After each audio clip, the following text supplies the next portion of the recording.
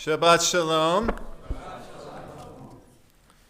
In 1995, despite having been broken up for nearly 25 years at this point, the Beatles released a new song. This was especially impressive because John Lennon had himself been killed 15 years prior to this, but he still managed to be included on the track. Now, how was this possible? Well, friends, allow me to tell you the story of the song Free as a Bird.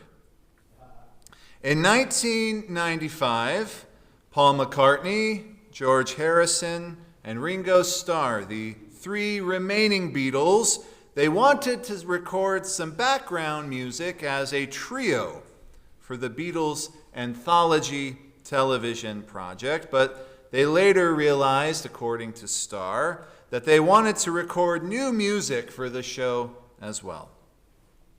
According to George Harrison, the Beatles had always agreed that if one of them was not in the band, that the others would never replace him in live or in recorded shows, and therefore they now agreed that the only person that could be in these new songs was John Lennon himself, which was problematic because he, of course, had been murdered outside his home in New York City in 1980.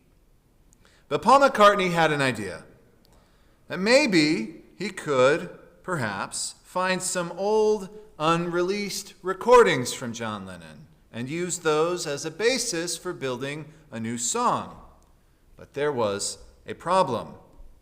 All of the material that John Lennon had recorded privately was under the sole ownership of Yoko Ono, John's widow, who did not have a good relationship with the remaining members of the Beatles at the time.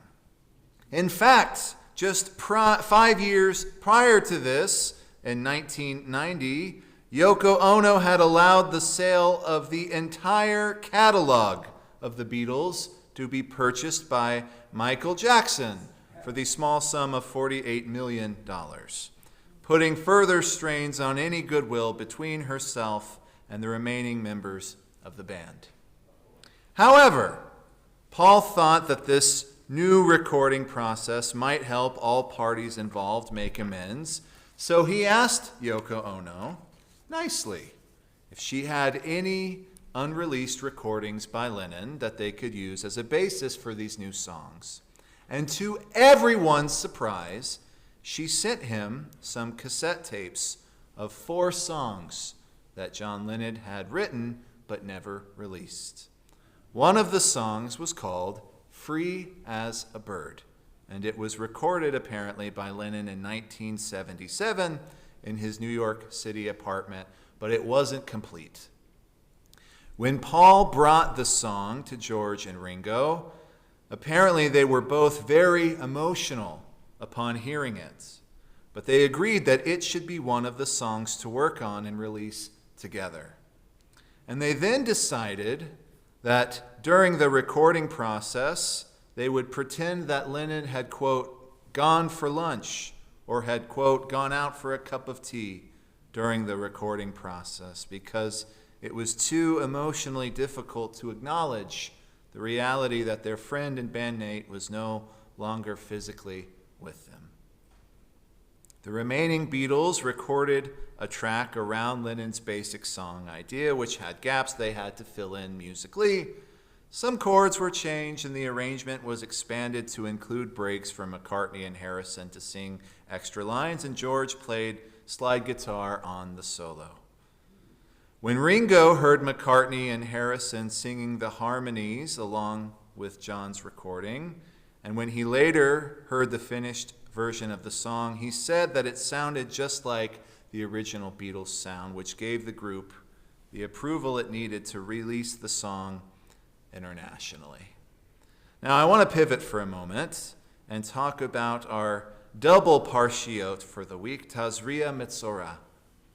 because these are some of the two, dare I say it, maybe grossest parshiot of the Torah. They deal with the specificities of skin infections and all the ailments that can plague the epidermis. In Leviticus 14, Vayikra, which we read this morning, we're told about a detailed and complex ancient ritual designed for the purification of someone who has been afflicted by tzara'at, a skin condition that is sometimes translated as leprosy that was seen as a form of spiritual impurity. The Torah describes to us the steps involved in the infected person's reintegration into the community. If the Kohen, the priest, saw that the person's skin had started to heal, the priest would order 2 live birds, cedar wood, crimson stuff, and hyssop. The priest would then order one of the birds to be slaughtered over fresh water, and then would dip the live bird, the cedar wood, the crimson stuff, and the hyssop in the blood of the slaughtered bird. The priest would then sprinkle the blood 7 times on the one who was to be cleansed, and then they would set the live bird free. The one to be cleansed would then wash his or her clothes, shave off their hair, bathe in water, and then be officially clean and purified. Now, while this might seem like a strange or somewhat bizarre ritual, I think there's something incredibly powerful about the imagery used here. The person suffering from tzara'at is initially marked by a social and spiritual separation. But the bird that is set free represents the potential for freedom and the reintegration back into the community. The person who was once unclean is made pure and whole again. They are allowed to re-enter communal life and to worship again, as is symbolized by the flight of that bird as it takes to the sky, no longer bound by the weights of impurity. Now, believe it or not, when I think about this idea from the Parsha, the idea of being free as a bird, I am of course reminded of that Beatles song and all that it represents. Both share the theme of restoration and freedom after a period of suffering and separation.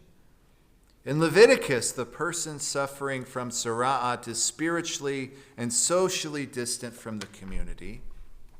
But through the ritual of sacrifice, the person is restored to purity.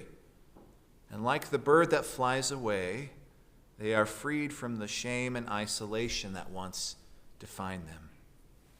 Similarly, in the song Free as a Bird by the Beatles, they had been broken by years of division and loss, but they were able to come together and finish a song and a legacy that had been interrupted.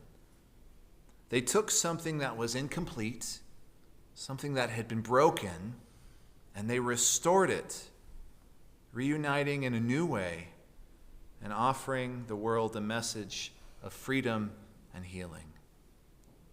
In both cases, the idea of flight and freedom is central. Whereas in the Torah, the bird represents spiritual freedom, in the song, the bird symbolizes the freedom that comes after the struggles of the past, after facing loss and finding a new way forward.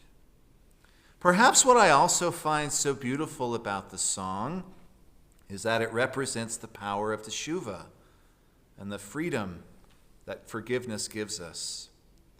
Yoko Ono has stated that prior to the release of the song, she had always felt like she had been accused of breaking up the Beatles, an accusation which is not unfounded in my opinion.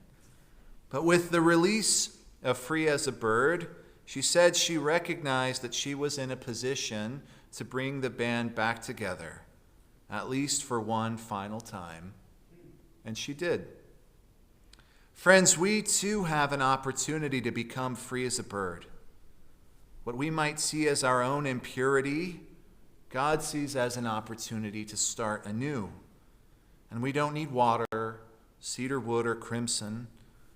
We only need the desire to connect with the divine and seek forgiveness from him and any others that we've harmed.